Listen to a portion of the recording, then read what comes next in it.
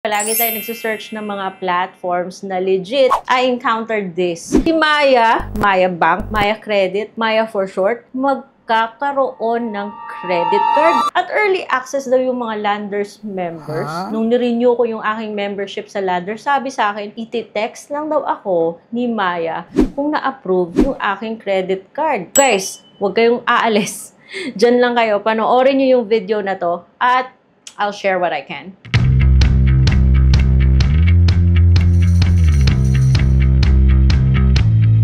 Hello everybody! Welcome back to my channel. Always searching tayo sa mga loan apps na legit na pwede nating utangan online. At syempre, pag narinig natin, uy, si Maya, may ganitong utang product. Why not, diba? So before anything else, this video is not sponsored. It's based on my personal experience and you can't blame me if I'm feeling excited because, uy, yung ganda nito. Parang uunahan pa yata ni Maya to si CIMB Revi Credit. Alam mo ba, okay sana yung mga online na mga revolving credit. Pero mas maganda talaga kung meron kang card. Kasi kahit hindi mo ginagamit yung cellphone mo, pak! Swipe! Mas convenient siya. So, ayun nga guys, nung renew ako ng Landers membership card ko. And I'm sure you've also seen this on Facebook ad, early access.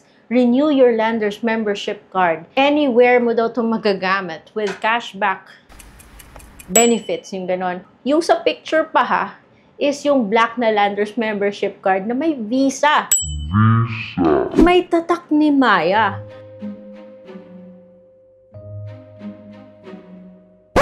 Mali-mali lang yung pag-assume ko. Pero yun nga, nung na-pick up ko yung membership card ko dun sa Landers, yung babae mismo nagsabi, wait ka na lang sa text ni Maya kung na-approve yung credit card mo. I'm not sure kung para lang ba to sa mga Landers members.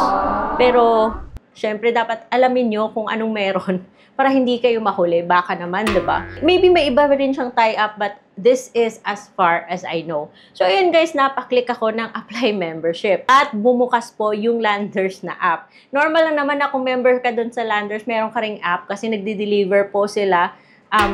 Imbis na pumunta ka dun sa store nila, pag member ka, pwede mong orderin sa app at i-deliver nila sa bahay mo. Kaya meron akong app. So, nung kinlik ko yung ad dun sa Facebook, dinirect niya ako sa app kung saan magre-renew ka ng membership.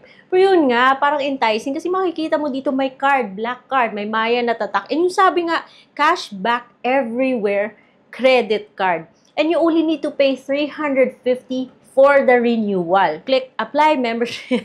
Lumabas na form.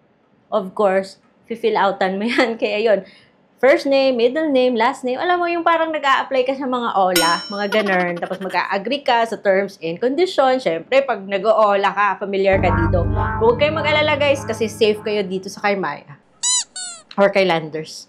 Okay, moving on. So, i-click mo yung submit. Pagkatapos, i-fill in mo yung information such as your mobile phone, your birth date, your occupation, your state of province, bali yung address mo. Pero kung dati ka na, member ka na ni Landers, maybe this also applies to new members. I don't know. Basta ito, magsasubmit ka ng form. And kung sa app mo kasi siya gagawin, andun na yung information mo. So, i-make sure mo lang na updated siya, mga best. So, ayun, scroll down. Sinasabi dito, early sign up to Landers, cashback everywhere. Kung launching na to anytime soon, diba? Maganda. Nagre-renew ka ng membership mo, bali. So, sabi niyo may email, ready for pick up na daw yung Landers membership card ko. So, na-confuse ako. But anyway, since pa-renew naman ako ng Landers membership card ko, so, okay, hindi na ako masyado nag-isip pa sa card na to. Basta I filled out the forms, I paid $350 through the app. Kasi yun nga, nagre-renew ka nga ng membership mo. And then, nung pinick up ko yung card ko sa Landers, na 2 years na pala siyang valid, sabi sa akin, Madam, wait mo na lang na mag-text si Maya kung approve na yung credit card mo.